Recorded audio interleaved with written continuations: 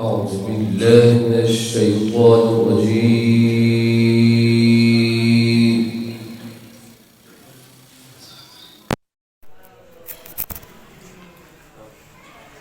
بسم الله الرحمن الرحيم.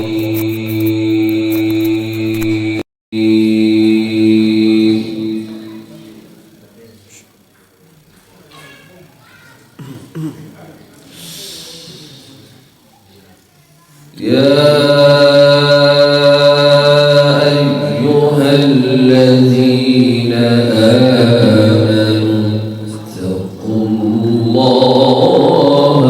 ولتنظر نفس ما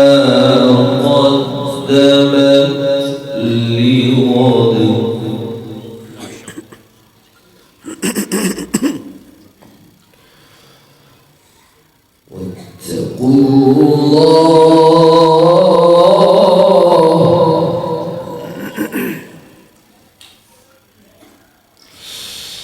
واتقوا الله إن الله خبير بما تعملون.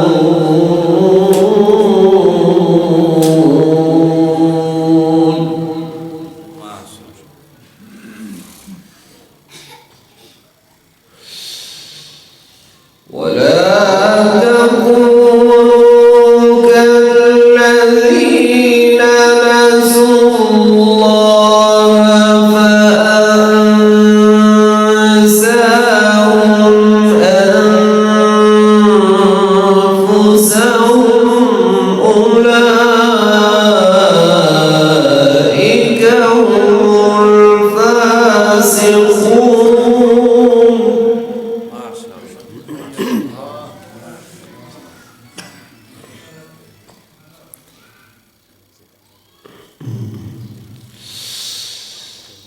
لا يستوي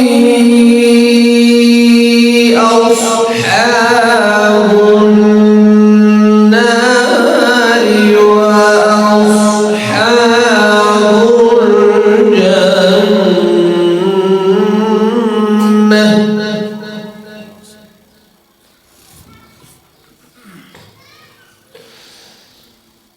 أصحاب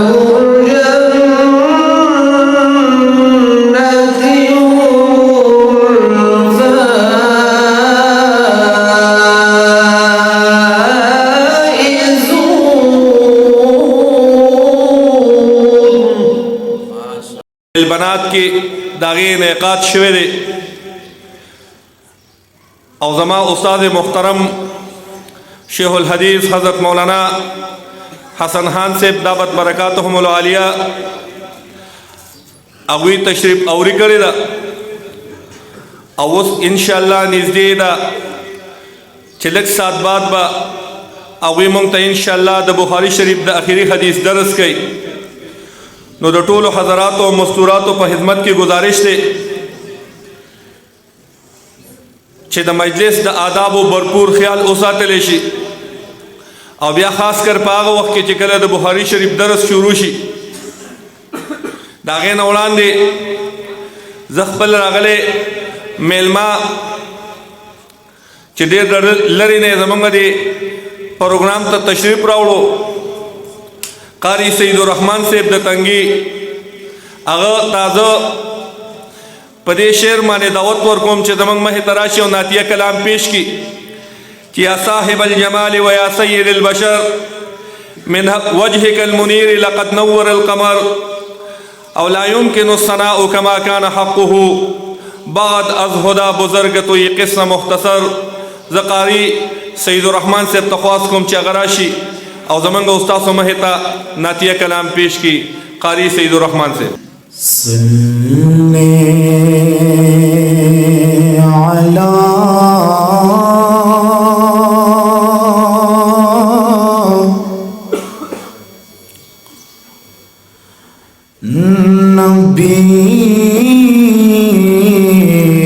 نبینا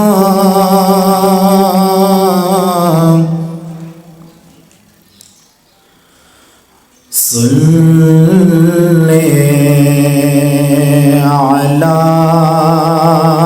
محمد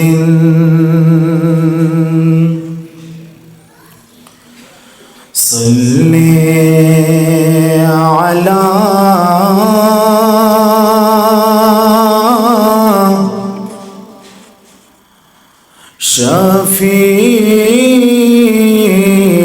شفیعنا صلی علی محمد یا کاش چیز وی سوکیدار دمادنے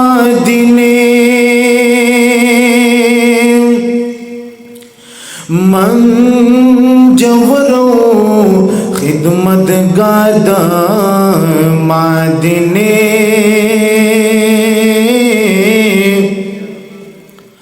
خدمت نمی دشنی روزے کوالے یو سدلے پو بازار دمادنے یو ملنگ دیوے کچ کول میوے پغاڑا یو ور سرا چوی دلدار دمادنے ند کاشف حافظ رحمان زڑگے بجاڑی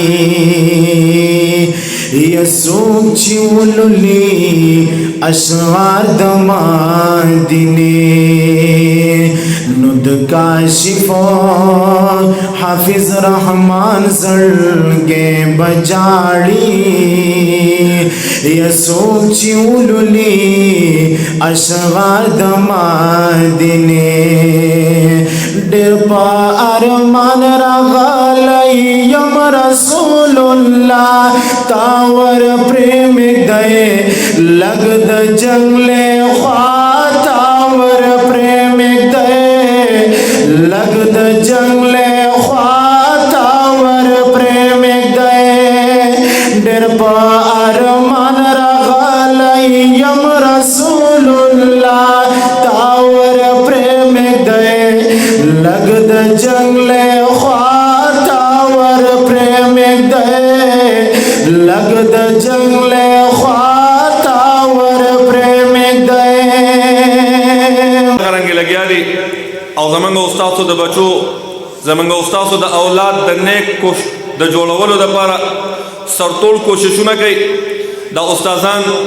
دوی خپل دنیوي خواهشات او خپل دنیوي ټول ضرورت یو طرف ته یې خو دي د سار نه لګیای د ماسپخیمه پورې او بیا د ماخوستانه پورې او په دې خبره باندې مهنت کوي چې دا ټول ماشومان باندې یک صالحه څنګه جوړ شي په دې خبره باندې مهنت کوي چې دا ټول طالبات بابا پرده څنګه جوړ شي دا ټول ماشومان دا بر خپل والدینو لپاره د دنیا او د آخرت د خیر ذریعہ څنګه جوړ شي او بیا بعضی موقع د راشي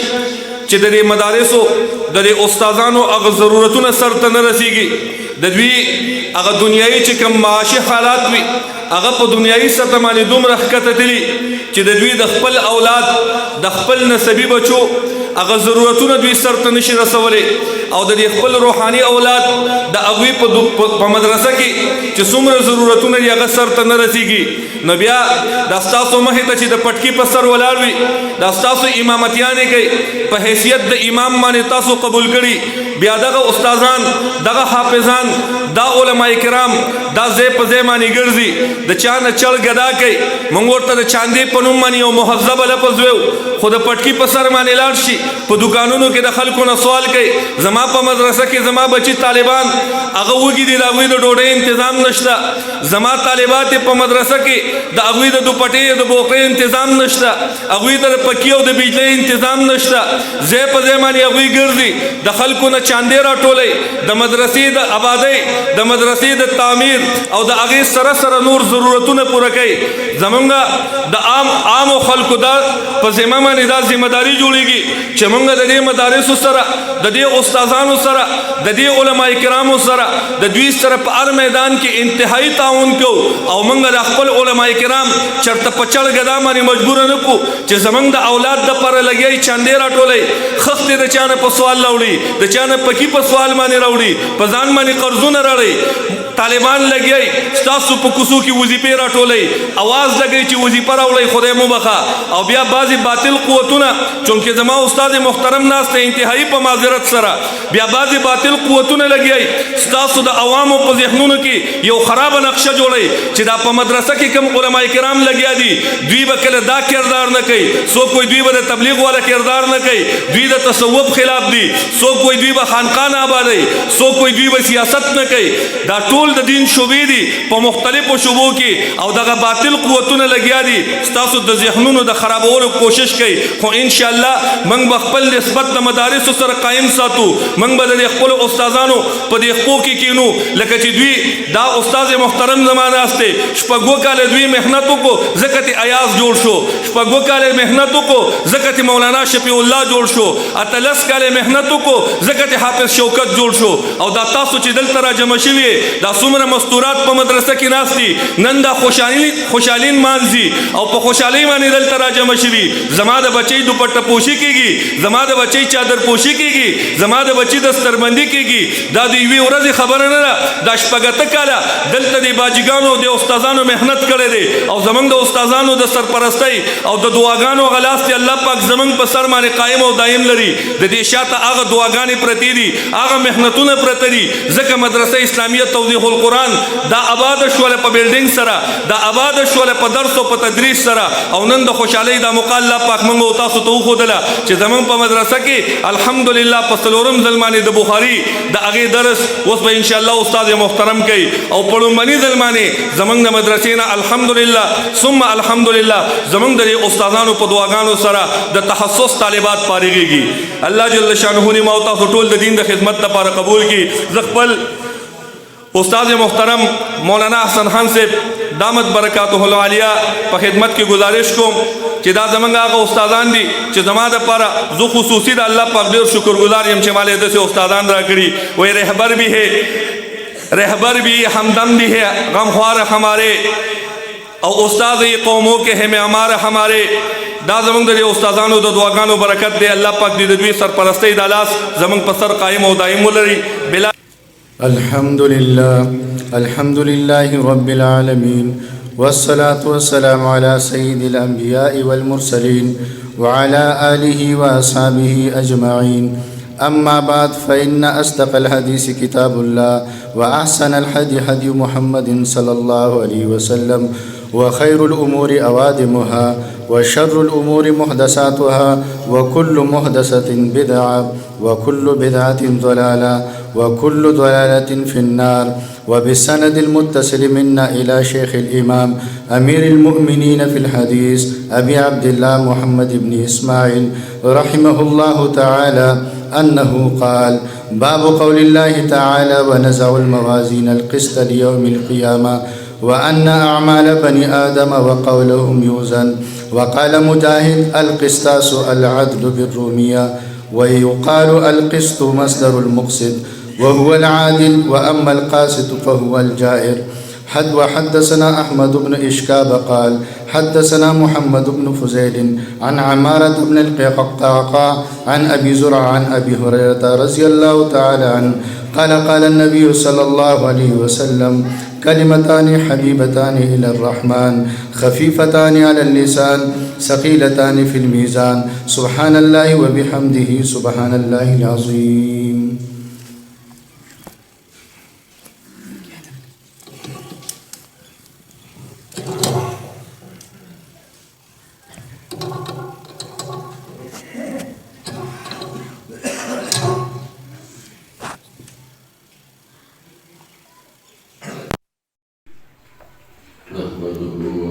ونصلي ونسلم على رسوله الكريم أما بعد فأعوذ بالله من الشيطان الرجيم بسم الله الرحمن الرحيم باب قول الله ونزع الموازين القسط ليوم القيامة وأن أعمال بني آدم وقولهم توزن قال المجاهد القسطاس العدل بالرومية ويقال القسط مصدر المقسط وهو العادل وأما القاسط فهو الجائر به قال حدثنا أحمد بن إشكاب قال حدثنا محمد بن فضيل عن عمارة بن القعقاع عن أبي زرعة عن أبي هريرة رضي الله تعالى عنه قال النبي صلى الله عليه وسلم كلمتان حبيبتان إلى الرحمن خفيفتان على اللسان ثقيلتان في الميزان سبحان الله وبحمده سبحان الله العظيم تواړه کنټرول کې وایي بس زما محترم حاضرین و خبرونو مشرانو کشرانو او خصوصا د دې مجلس میزبان حضرت مولانا ایاز صاحب دامت برکاتهم العالیه او د دې مشر حضرت مولانا قاری حافظ شوکت صاحب دامت برکاتهم العالیه او د هغې جمله علما او رفقا نن یو ډېر د خوشقسمتۍ خبره ده چې موږ او تاسو د ختم بخاري په سلسله کې دلته راجمع شوي یو دې بانډې ته وګوره دې قسمه پرسې ته وګوره او دې کمزوري حالات ته وګوره او تاسو له الله تبارک تعالی داسې یو اداره درکړه چې هغه ختم بخاري ته ورسېده په دې باندې د الله ډېر لوی شکر ادا کړي چې الحمدلله په یو کلي کې چې کله یو مدرسه آبادی یو دینی کار کېږي په هغه کلي باندې د الله رحمتونه نازلېږي د ورځې او د شپې سهار او ماښام او د خلکو په کاروبارونو کې ترقي راځي د خلکو ته صحت میلاویږي خلک دنیاوي اعتبار سره مخه کېږي او اخروي اعتبار سره مخه کېږي په دې وجه باندې دې ادارې ته ډېر په اوچت نظر باندې ګورې او دې علماو ته ډېر په اوچت نظر باندې ګورې یقینا دې ته په اوچت نظر کتل دا داسې دي چې د الله د نبي په حدیث باندې عمل کول دي د الله نبي فرمایي اکرموا حملة القرآن اکرموا العلماء تاسو د قرآن اوچتونکو عزت او اکرام کوئ او تاسو د علماو اکرام کوئ عزت کوئ احترام کوئ دا د الله د نبی صلی الله علیه و وسلم وصیت او نصیحت دی نو د دې ادارې ته په اوچت نظر باندې کتل د دې علماو ته په اوچت نظر باندې کتل عزتمندو دا زما او ستا ما او تا ته اسلام دا وایي شریعت دا وایي قرآن هم ما او تا ته د دې خبرې تلقین راکوي الله دې موږ او تاسو له د دې علماو د دې ادارو قدرداني را نصیب کړي عزتمندو د زه ستاسو مخې ته هغه خبرې عرض کوم د طالباتو ته به مولوي صاحب چې کوم بخاري پړاوي پوره تفصیل به ورته کړي ستاسو مخې ته داسې خبرې ذکر کوم چې هغه اصطلاحات نه وي بلکې تاسو په هغې باندې پوهېږئ نارینه هم په هغې باندې پوه شي زنانه هم په هغې باندې پوه شي داسې خبرې ستاسو مخې ته عرض کوم لیکن عزتمندو چې تاسو ما طرف ته متوجه یې که ما طرف ته متوجه نو څه به ځان سره یوسې او که توجه نه وي نو انسان په یو وخت باندې واوري په بل باندې خارج شي بس صرف دونه ده چې اجر او ثواب به درته میلو شي باقي به چې کوم اصل دی د هغې نه به موږ محرومه یو سفیان ابن عیینه رحمه الله دا د امام بنیفه رحمه الله خاص شاګرد دی او د امام بخاري ترمذي او دا څونه چې سته والا دي اکثریت د دې استاد دی هغه د دې مجالسو متعلق یو خبره ذکر کوي هغوی کم مجلس کم چې یو سړی ناست دی یو خبره اوري نو خبره ډیر په توجه باندې اورېدل پکار دي. وي دا د مجلس د آدابو نه یو ادب دا دی چې خبره ډیره په توجه باندې واوري. دویمه خبره دا ده چې خبره هغه یاد کړي، او دریمه خبره دا ده چې په دې خبره باندې هغه غور وکړي، او دریمه خبره دا ده چې په دې خبره باندې هغه عمل وکړي، او پنځمه دا چې دا خبره دونه زده کړي او عمل پرې وکړي او فکر وکړي چې بیا بل ته ورسوي. دا د مجلس آداب دي. که چېرې فرض که دا آداب موږ او تاسو مخې ته کېښودل نو انشاءالله بیا به موږ مجلس کې ډېر په ادب او احترام ناست یو او څه به د دې مجلس نه ځان سره یوسو. امام بخاري رحمه الله آخري حدیث ته وزن په باره کې نقل کړی دی. زما استاد څونه انسانان چې دي نو دا به د قیامت په ورځ باندې تل ایښودلی کېږي او د دې عمل به ټول کېږي. دا د اهل سنت والجماعت کلکه عقیده ده. د معتزلو عقیده دا ده چې نه، اعمال نه ټول کېږي، اعمال او اقوال د دې څه جسم نشته او د کوم شي چې جسم دی نو هغه نه ټول کېږي. بهر کې تاسو په دې خبرو نه پوهېږئ، د دې مخکې تفصیل تاسو نه بیانوم. امام بخاری رحمه الله په لومبي حدیث انما الاعمال بالنیات ذکر کړی دی. آخري حدیث یې د وزن په باره کې نقل کړی دی. او وزن خو ځکه حق دی چې قرآن ذکر کړی، وزن خو ځکه حق دی چې نبي ذکر کړی دی. وزنوا بالقسطاس المستقیم ذکر دی، ونزعوا الموازین القسط لیوم القیامه ذکر دی. مونږ خو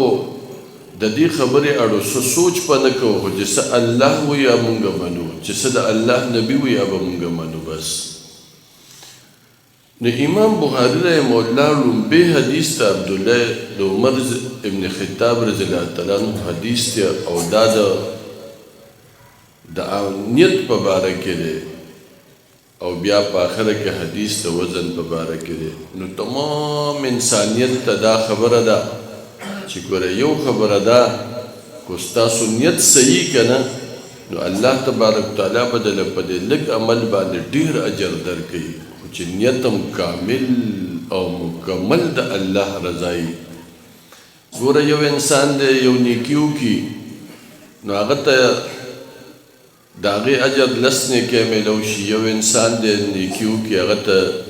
200 نیکۍ میلو شي. یو انسان دی هغه نیکي وکړي هغه ته 200 نیکۍ میلو شي. دا ولې؟ دا صرف په نیت باندې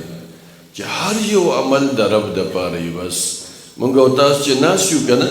دا د الله دپاره ناست یو. چا دپاره ناست یو؟ الله دپاره. او دا یو مجلس دا یاد وساتئ، دې طالباتو غریبانانو پوره یو کال راله، په ګرمۍ کې، یخنۍ کې، په سر درد، په خېټه درد، په خپو درد. ستاسو بچیانې دي کله سارې چای څښلې، کله نه څښلې، ماسپښین روټۍ خوړلې، کله نه خوړلې، ماسپښین روټۍ سړه خوړلې. او دا سختې او تکلیفونه یې برداشت کړه او پوره کال یې بخاري شریف وي. او دا یاد وساتئ، تاسو یو د فقه یو مسله بیانومه. د فقه مسله دا د علماو لیکلي چې کله انسان کور کې اودس وکړي او په منډه باندې راشي او امام په جمع باندې ولاړي او دې چې کله راشي وګوري نو بالکل آخري قاعده باندې امام ناسي، نو دې ورسره په آخري قاعده کې شریک شي. نو دا ستاسو نه تپوس کوم دلته د جمع اجر او ثواب میلو شو که میلو نه شو؟ د جمع اجر ثواب ورته میلو شو که نه؟ دا د فقه مسله ده. نو ګوره دا یاد وساتئ، دا څونه خوش قسمته انسانان دلته ناست دي چې کله هغوی طالباتو ټول ختم بخاري ټول کال ووې او تاسو په آخري درس کې شریک شوئ، نو تاسو تم هغه اجر میلو شو کوم اجر چې د بخاري ټول کال طالباتو ویل والا ته کوم اجر میلو شو. ونصلي ونسلم على رسوله الكريم. سبحانك لا علم لنا إلا ما علمتنا إنك أنت العليم الحكيم. د ټولو نه اول زه د مدرسه اسلامیه توضیح القرآن د دې اساتذه کرام او بیا زمنګ دا ملګری علماء کرام مفتیان عظام او بیا د هغې نه پس د علاقې د کلي دا مشران او خصوصا په دې مجلس کې هغه مبارک نارینا او مبارک زنانا چې د هغې بچیانو پیغمبري چادر د پسر کولو د حیا چادر پسر کولو هغه دولت او نعمت ورته نن ملاویږي زه دې ټولو ته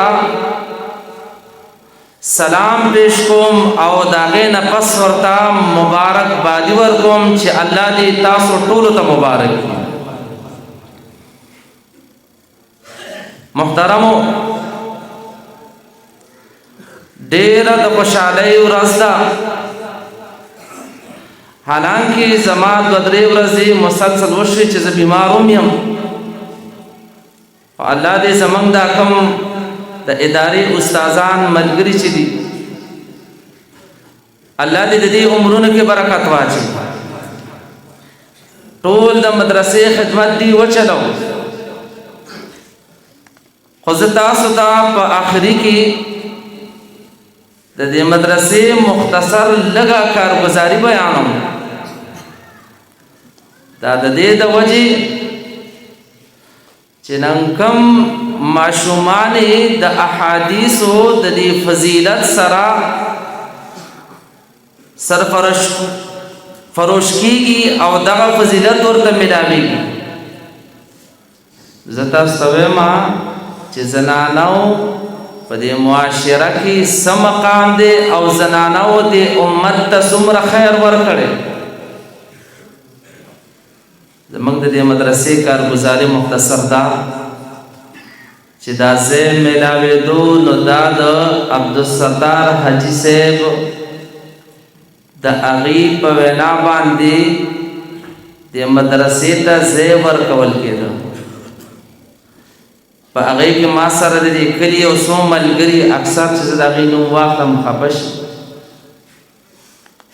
بیا د عبدالستار حاجي صاحب دی خور چې اوس په قبر کې پرته ده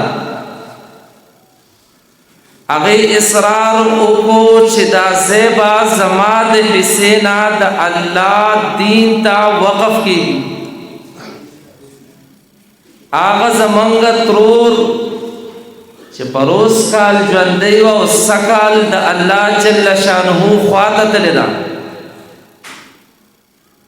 هغه خور دا اخلاص وکړو چې مدرسې ته ځای ورکړو د زنانو کردار درته ښیم په معاشره کې بیا نورې زنانا بعضې زنانو اطلاع د سرپرستانو په لاس راولېږله حافظ صاحب په دې مدرسه کې بعد اوبو استعمال کیږي بلډینګ به جوړیږي زه پکې بور وکاږم رال بورې پکې ویستم بیا پکې نورې زنانا چې هغه پروس کال مونږ سره په مجلس کې ژوندی وي نن ورځ هغه د الله سره مېلمنې دي هغې د بنیاد د ګټو دپاره خپل د غوږونو والی کالي زیورات میخکي راوړل او دلته یې موږ سره مدرسه کې جمع کړو موږ بنیاد شروع بیا په هغې کې بعضې زنانه هغې خپله یو روپۍ جمع کول د کال د دوو د دریو چې څومره جمع کړې وي هغې راولېږلې وی حافظ صاحب دا د سیمټو په مد کې قبول کړي بعضې زنانو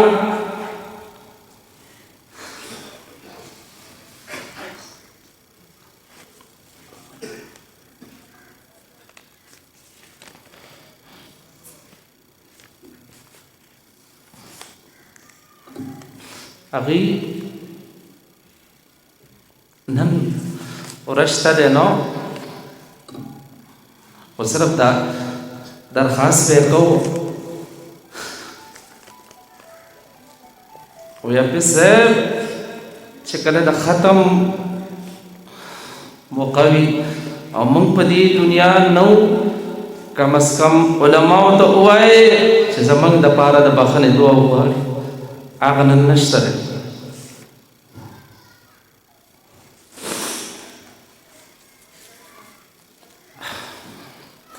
زنانو کردار دا مدرسه الحمدلله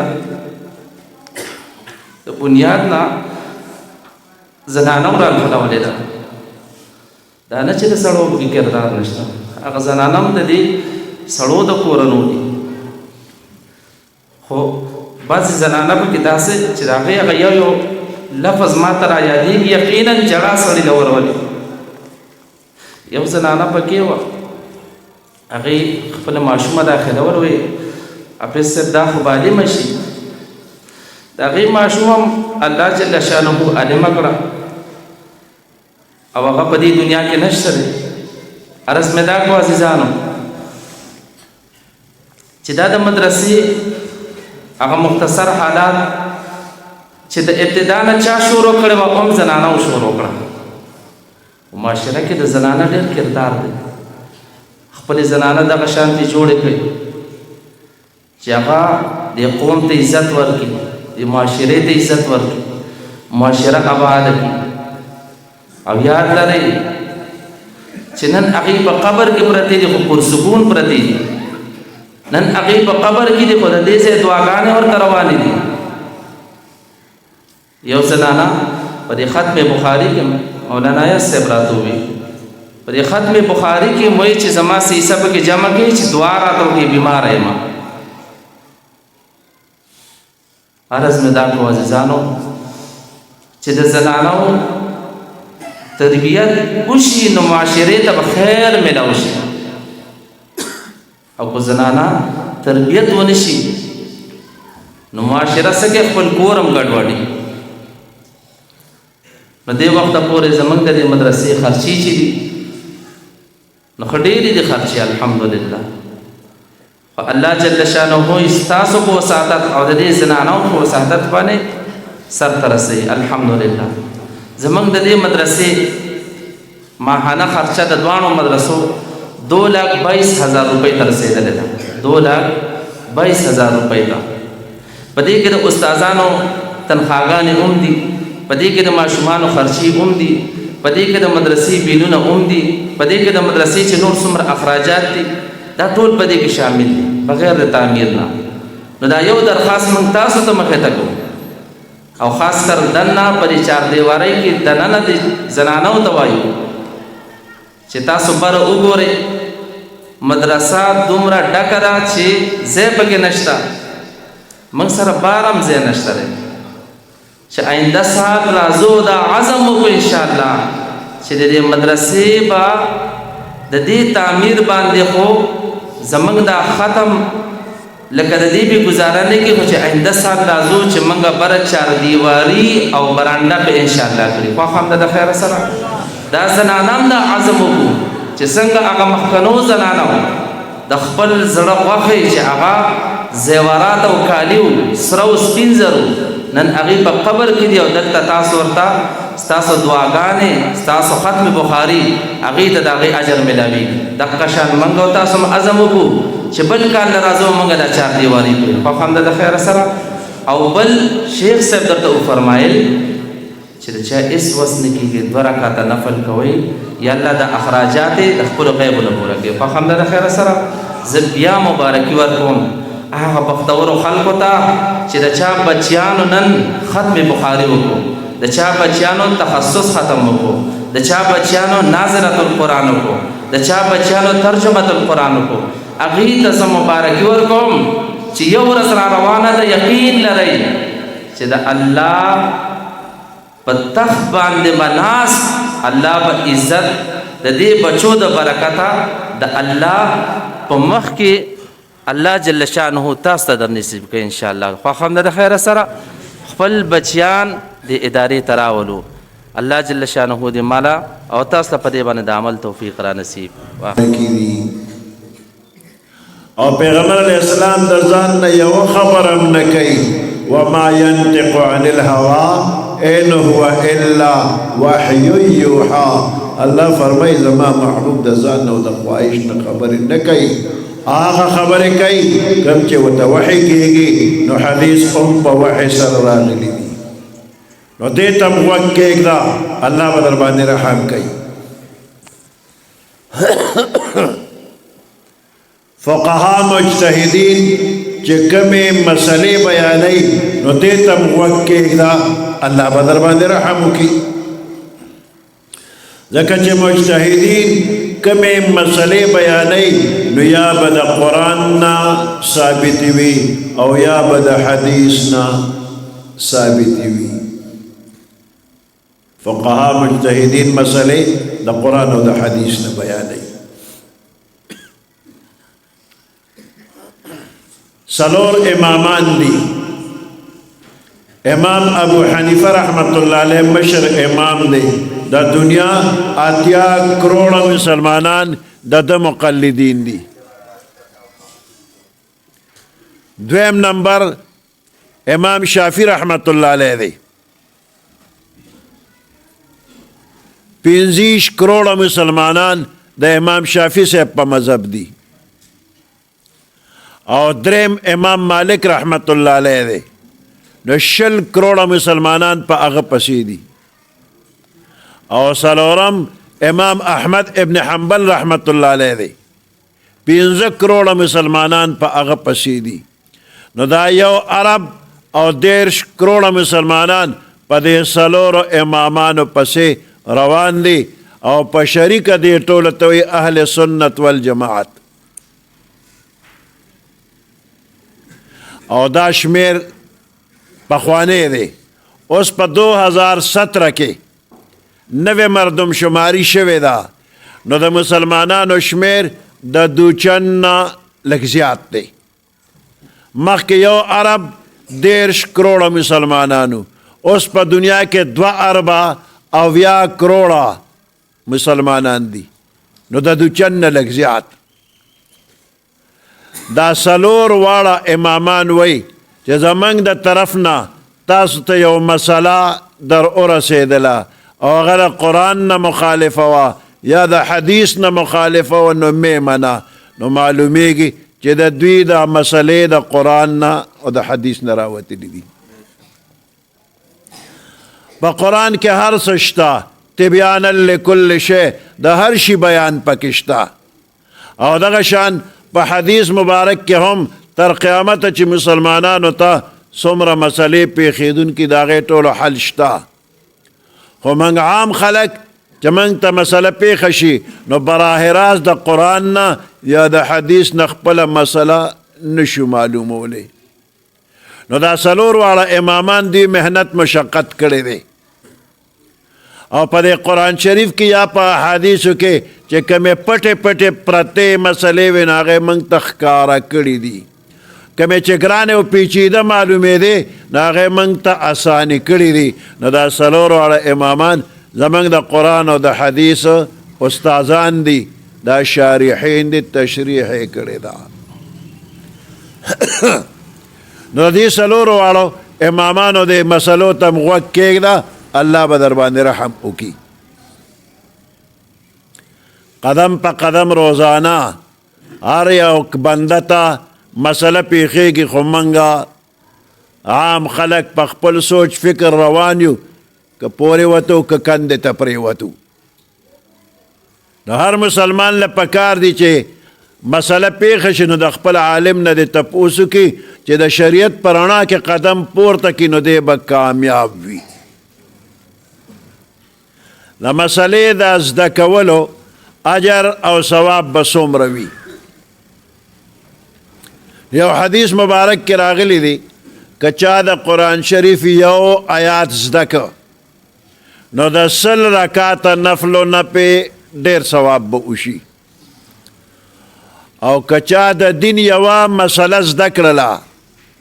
نو د 100 رکعاته نفلو نه پې ډېر لوی اجر او ثواب به وشي. او یو څو مسلې چې باب د علم ورته وایي که دا چا زده کړلې نو د 1000 رکعاته نفلو نه ډېر ثواب به وشي. او سل رکاتا او زر رکاتا منگ نشو کولے کمزوری یو دا اللہ نیکان بزرگان بندیان شتا دا دین دیر کولی شی خو منگ زان یادو چه منگ نشو کولے دا سل رکاتو ثواب سونه دی دا زرو سونه دی نو دا 2 رکاتو ثواب در تزوی ما دا سلو دا زرو بتزان لمعلوم کی عیسیٰ علیہ السلام د یو دریاب په غاړه را روانو او د هغې دریاب په منځ کې د شګو یو ډیری اوچکې او د هغې د پاسه یو مزیدار غټ کاڼی دی تک سپین او دومره ښکلی دی چې زړه راکاږي دلکش دی نو عیسی علیه السلام ورته په تماشه دی ګوري ورته یا الله څونه ښکلی کاڼی دی پیدا کړی دی جبرائیل علیہ السلام تشریف روڑو وی دے کانی تا ډیر ډیر گورے او دا اللہ پا قدرت جوڑ دے ډیر و تا گورا ما جبرائیل علیہ السلام تے دے کانی تا رانز دے شا نسنور عجائبات بم اوینے نو عیسیٰ علیہ السلام او جبرائیل علیہ السلام دوارا کانی تا نزدی شو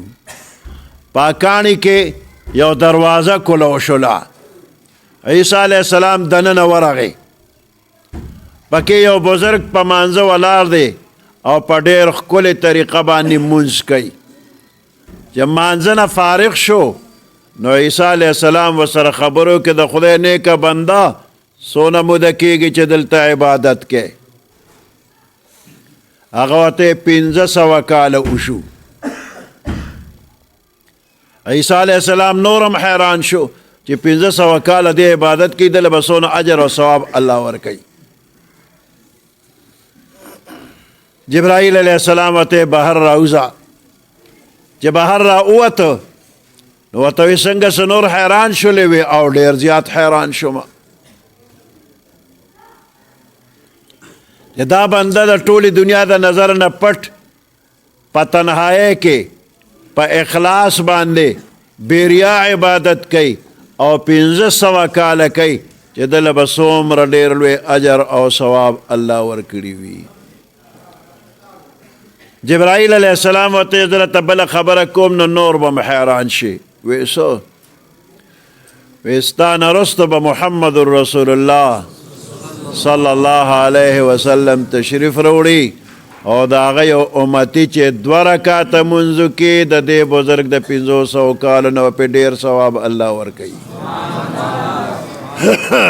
نو ستا په دې 2 رکعاته کې دا دومره کمال د ښکلي پیغمبر صلی الله علیه وسلم د برکته دی او اوس یې لږ په نغدو کې حساب وکړه چې ته 2 رکعاته وکړې نو د 100 روپو ثواب به دې وشي د ابو داود شریف کې د جهاد په باره کې یو حدیث مبارک راغلی دی دا مدینه منورې نه شمال طرف ته خیبر یو علاقه ده ډېره خشته علاقه ده یهودیان پکې اوسېدل غدارانو الله حکم وکړ پیغمبر علیه السلام ته وی دې خلکو سره جهاد وکړه پیغمبر علیہ السلام اور صحابہ کرام لاړل جهاد وکړو الله امداد وکړو علاقه فتح شولا او ډیر مال غنیمت پلاس راغی پیغمبر علیہ السلام دغه مال غنیمت صحابہ کرام باندې تقسیم کو یو صحابی په خپل حصہ کې تجارت وکړو اغشتل خرصول کول نو سر ډیره ګټه کړې ده ډیر خوشاله راغی پیغمبر علیہ السلام ته وی نن ما دونه ګټه کړې ده چې په دې واده کې دومره ګټه بل چا نه ده کړې وی څونه ګټه دې وکړله نو 300 اوقیې مې ګټلې دي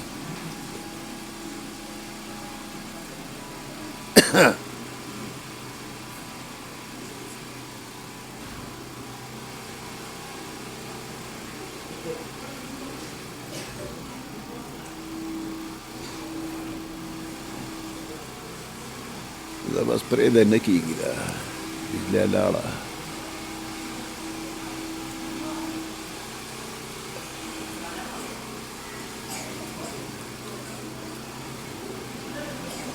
مینه محبت شته لکه عالمان طالبان د علم د برکته الله جنت ته بوځي د عوام د دې د محبت د وجې به ورسره یو شان دی الله جنت ته بوځي څنګه دلته په مینه محبت یو ځای نو دغسې الله جنت الفردوس کې یو ځای کا او ستاسو دینی خدمات او جذبات دی الله په خپل دربار کې قبول کړي